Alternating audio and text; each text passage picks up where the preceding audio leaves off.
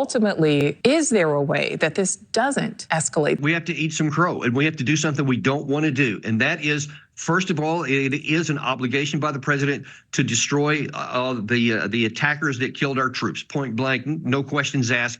Then that's the Islamic resistance of Iraq, which took credit for it, or Kataib Hezbollah. There's evidence that they were also involved. Okay, take those guys out. They deserved it.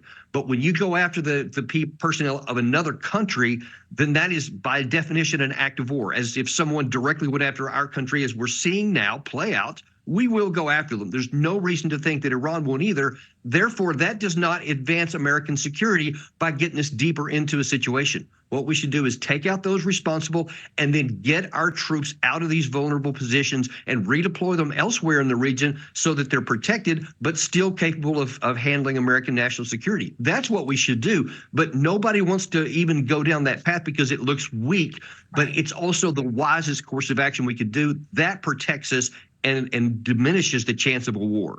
You know, and Colonel, I want to talk about that because when it comes to the weakness, some people think, you know, we should be hitting Iran directly. Is there a point, do you think, where it comes to that?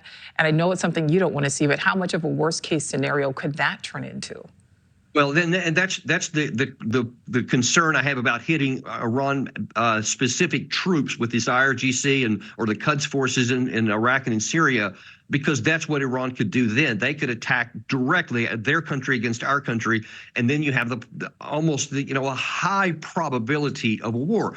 And before any of that happens, that's where the president must come to the American people, because he has the authorization to attack Kataib Hezbollah. He does not have the authorization by the 1973 War Powers Act or the Constitution to go after another country unless he has prior authorization from the Congress. And I think Congress needs to step up and take its authorization from the Constitution and do that before we get sucked into a situation where, events take on a life of their own. That's the worst case scenario for America.